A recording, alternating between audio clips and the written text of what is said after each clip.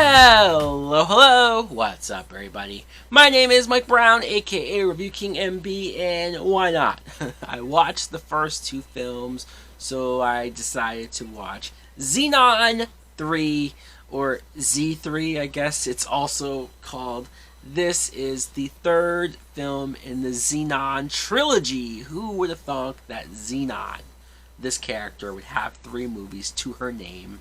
This came out in 2004. It's obviously a Disney Channel original film. It was directed by Steve Rash. You might want to go get that checked. That's not... Alright. Kirsten Storm is back as Zenon. Kirsten Storms.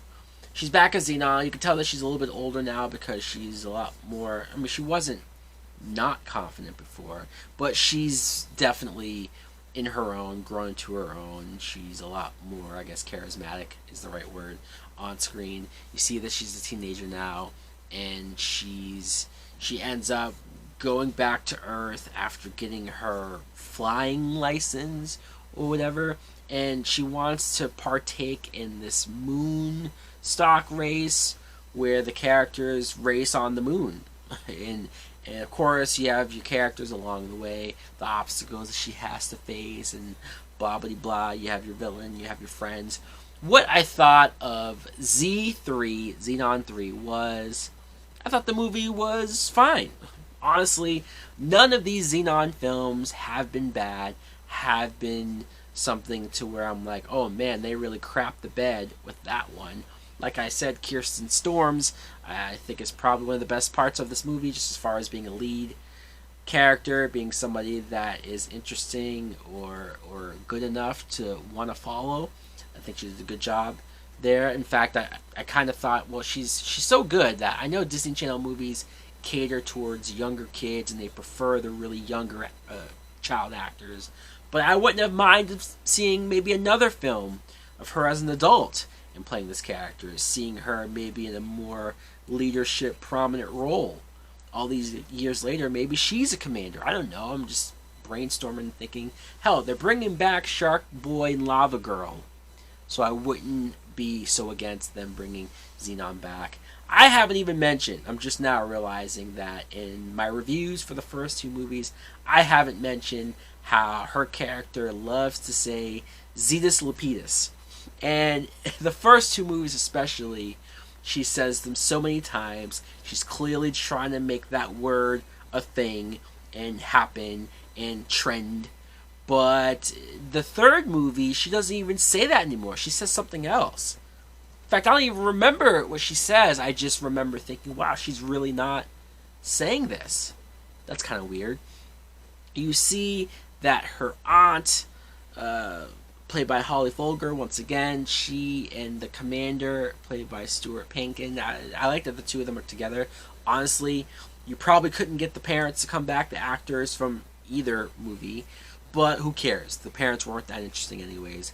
It's these characters as more of a parental figure, I think, made the most sense to follow them. You see that they have adopted a daughter. She's played by Allison Morgan. Yeah, there you go. Alright, she plays the character Dasha, and she's obsessed with Zenon. She dresses like her, talks like her. In fact, she says Zetus Lapidus now.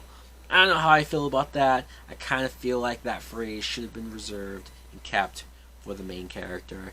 I'm just saying. I was about to mention Lauren Maltby as Marjorie. She's back, of course. Margie's a character that's gone through an ups and downs. As far as the first movie, she was a dick. She was a terrible, terrible person. The second movie, she still was, but she comes around, and the 2 of them, even at the beginning of the movie, they seem like they're friends again. But then at some point, it's like they don't know what else to do with her. They don't know how to just write her as a friend. So she has to turn on Zenon in some way and go against her in this movie just to be an a-hole once again. So that was just weird. I almost wish I could have seen them almost become closer as friends, which they almost were, but not fully. Speaking of friends, Nebula! Raven Simone is back as as Nebula. And this was cool. This was great. I didn't like that they recasted Nebula in the second movie. No offense to that actress. I just felt like it's clearly Raven-Symoné. So how do you not at least do everything you can to get her? And she's only in maybe like 3 or 4 scenes in the movie, and she interacts with Zenon through like Skype. Basically, they just talk to each other on a monitor. Apparently, she's on a vacation somewhere on the beach, and she just checks in on her every now and again.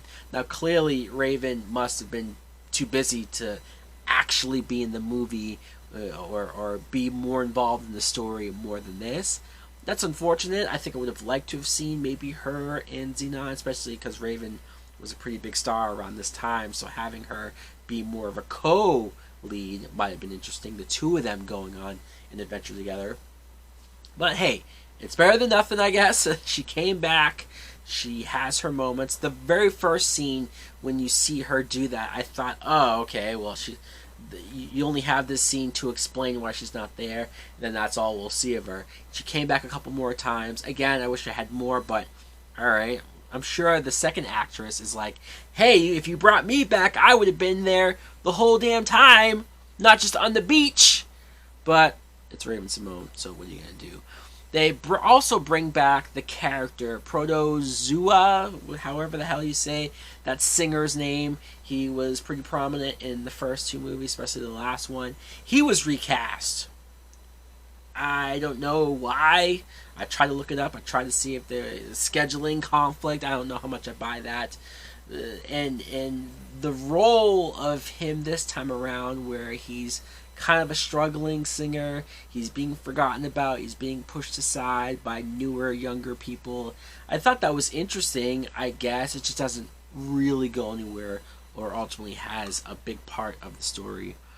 Overall, you have a new love interest, this guy Sage, who's against going on the moon and doing all this stuff, but of course he's really just there for her to fall in love with. Where's Greg? I'm still banking on Greg coming back and the two of them having their moment, even though they made him seem like a real D-bag in the second movie. Anyways, guys, yeah, I enjoyed this movie for what it was. They're all decent time wasters. They're all fun family films that you can't really expect anything more from. Let me know in the comments below if you too have seen Zenon 3. Do you like it? Do you love it? Did you grow up on this franchise? Would you also like to see another film? Like, comment, subscribe. Later!